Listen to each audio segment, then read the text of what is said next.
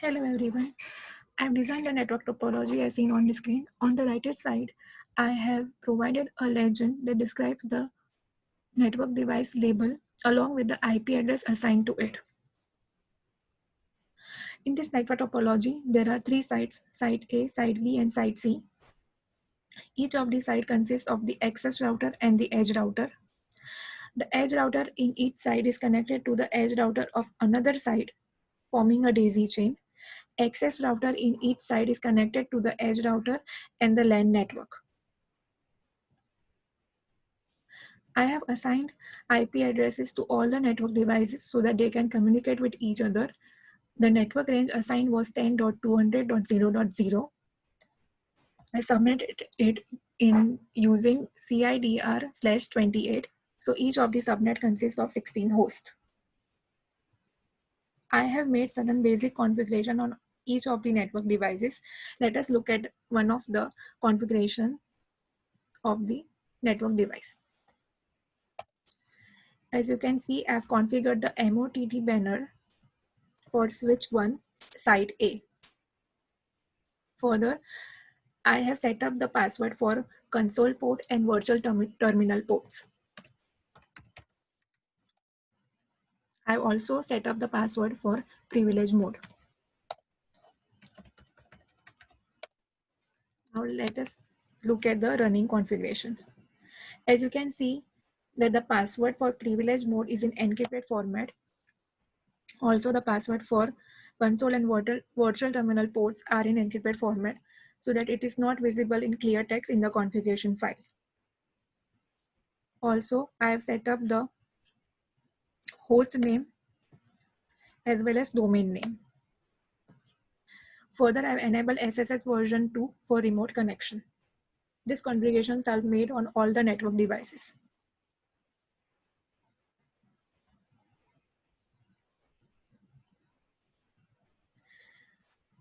I have configured EIGRP dynamic routing protocol on all the edge routers present in the site, that is site A, site B, and site C, for exchanging the routing information between them.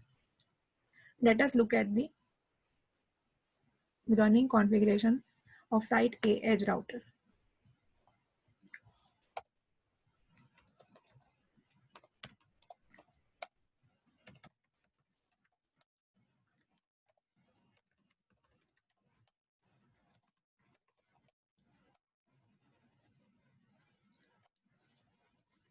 As you can see on the screen, I've configured EIGRP dynamic routing protocol and defined the networks. I've also enabled no auto summary since we are using CIDR. On the interface, I have enabled MD5 authentication so that routers can exchange the routing information securely between them.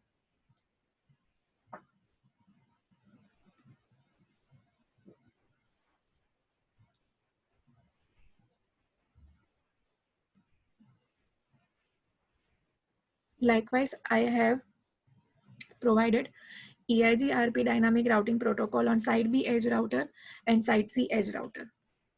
Now let us look at the configuration of site A access router.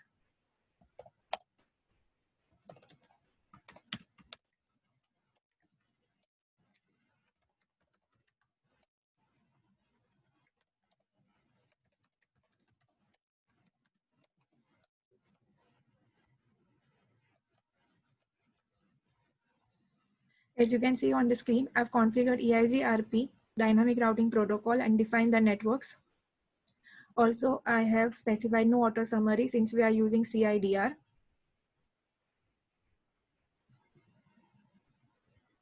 Further, I have configured MD5 authentication so that routers can securely exchange the routing updates between them using MD5 authentication.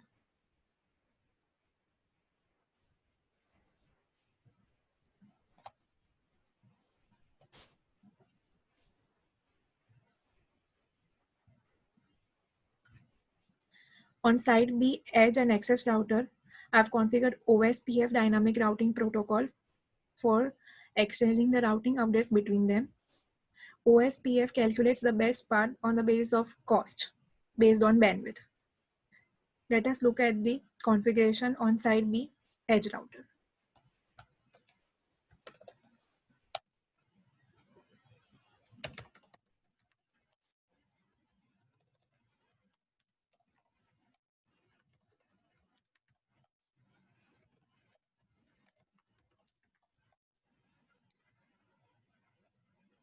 Let us see the protocols configured.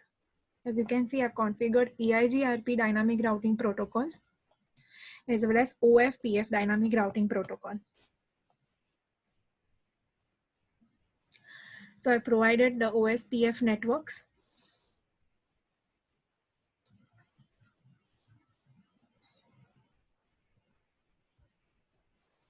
Now let us see the configuration of site B access router.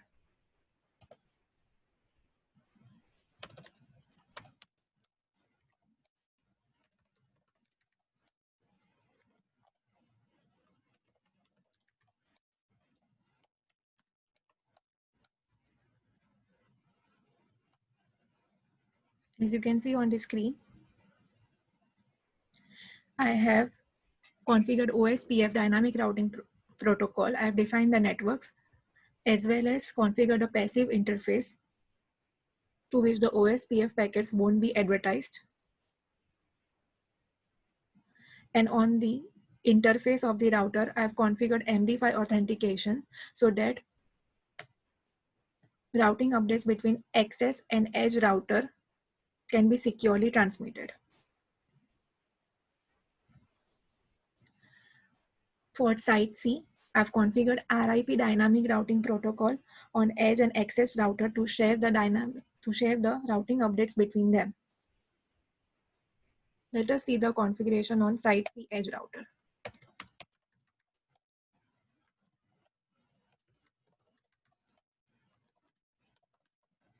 Let us see the protocols. As you can see, I've configured EIGRP dynamic routing protocol as well as RIP dynamic routing protocol. I've defined the networks for RIP. Now let us see the configuration of site C access router.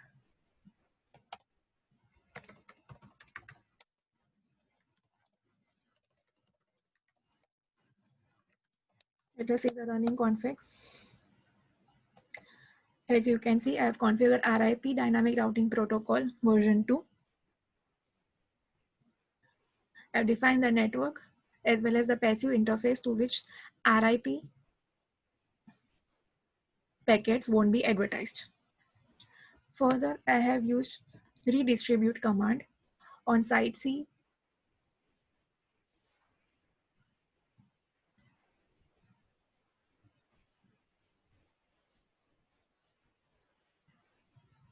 Let us see the configuration of site C edge router.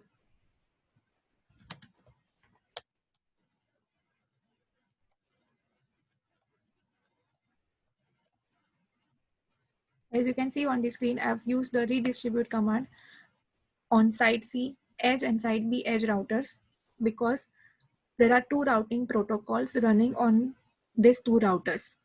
So the two routing protocols, to share the routing updates between them, I have used the redistribute command. Now let us see the IP routes.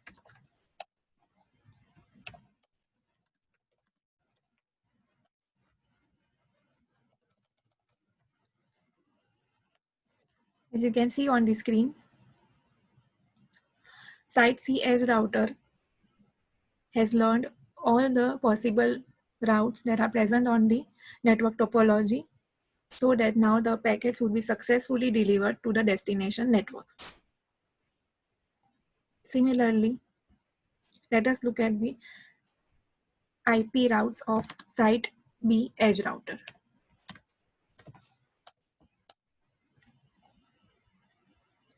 As you can see on the screen, the router has learned all the possible routes so that the network packets can be delivered to the destination location. Similarly, Site A edge router has also learned all the possible network routes to deliver the packet to the destination location. Further, let us look at the Site A. In Site A, I have set up two servers. One is TechX server and one is the web server. On the web server, I have configured a custom web page. TechX server is used as authentication server to remotely connect access and edge router.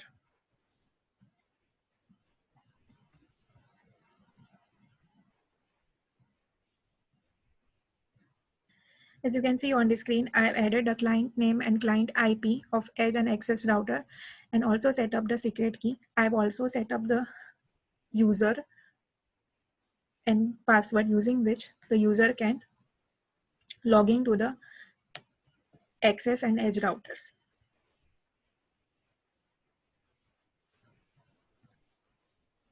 Let us do a SSH remote connection to access and edge router of Site A.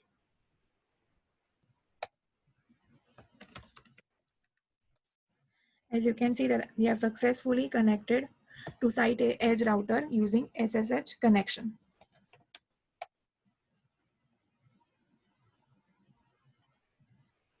As you can see on the screen, in Site A there are three switches that are forming a loop. To prevent the loop, I've configured spanning tree protocol. I've defined switch 1 as the root bridge. Let us see the spanning tree configuration on switch 1. As you can see, this is the root bridge and these are the forwarding ports. Let us see the spanning tree configuration on switch 2.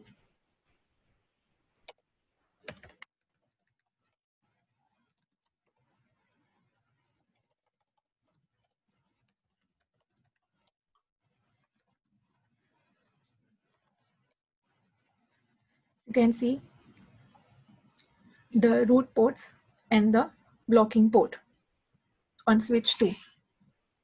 Similarly, for switch 3, we'll see the spanning tree configuration.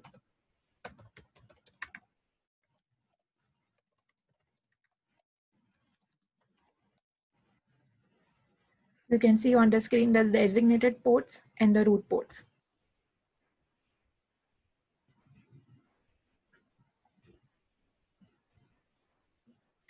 On site B,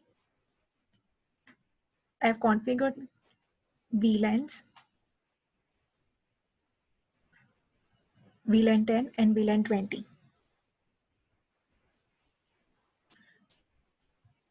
I have also configured VTP on switch 1, switch 2 and switch 3.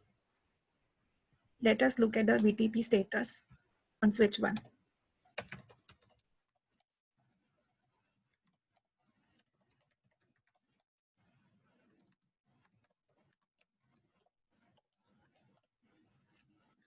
As you can see on the screen, I've configured VTP domain and VTP password, and switch 1 is in server mode.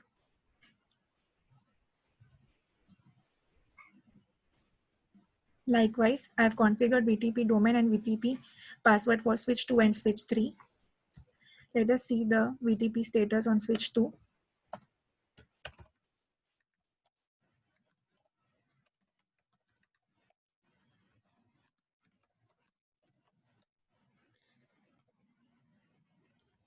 As you can see on the screen, VTP domain and VTP password is configured. This switch is in VTP mode client. Also, switch 3 is in VTP mode client. So all the VLAN information is inherited from switch 1 server to both the clients switch 2 and switch 3.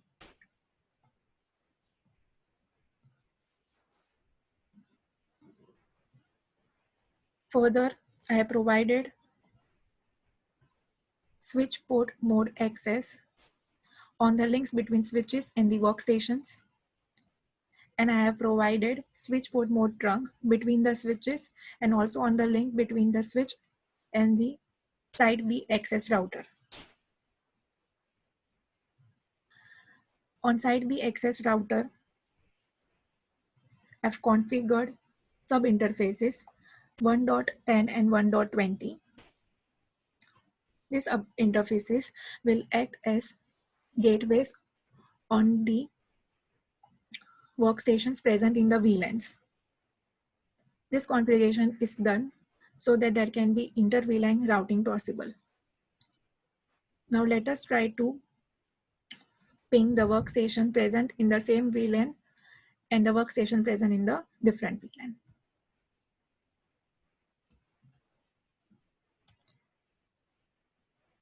This is the workstation present on the same VLAN, and we can receive a successful ping response. Now we will ping the workstation present in VLAN 20, and we can receive the successful ping response. Further, on site C, the 3 workstations are in different subnets and are directly connected to the router. Now let us try to ping the workstation on site B from site C workstation.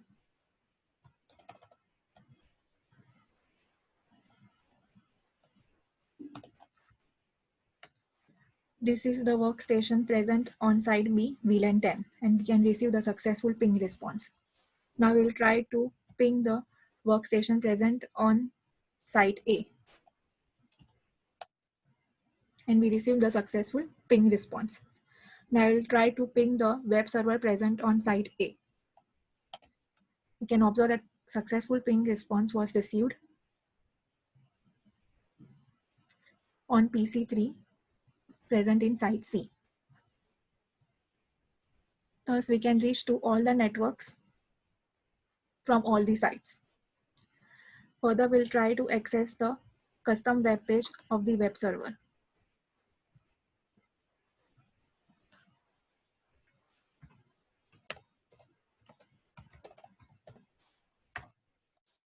You can see that we can successfully connect to the web page of the web server.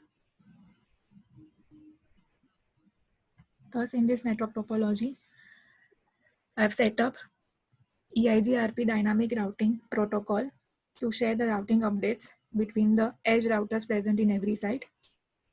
I've set up dynamic routing protocol EIGRP for site A to share the updates between them. I've set up the OSPF dynamic routing protocol on site B edge and access router to share the routing updates between them. And I've configured RIP dynamic routing protocol on site C edge and access router to share the dynamic routing updates between them.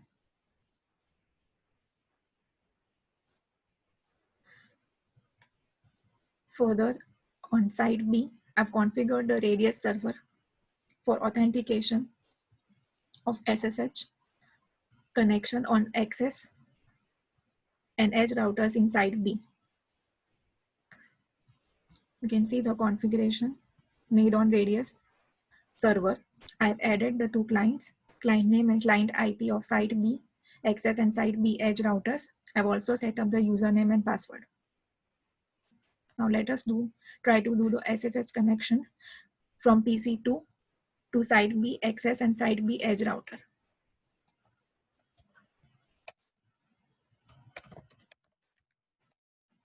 You can see that the SSH connection was successful to site B access router. Now we'll do the SSH connection to site B edge router. You can see that we are successfully able to connect to access and edge router using a secure remote connection. Further, in site A, I have set up the spanning tree protocol on the switches to prevent the loop. And inside B, I have configured VLANs, VTP for sharing the VLAN information between all the 3 switches. Also, I've set up the inter-VLAN routing so that VLAN present in one workstation present in one VLAN can connect to the workstation present in another VLAN.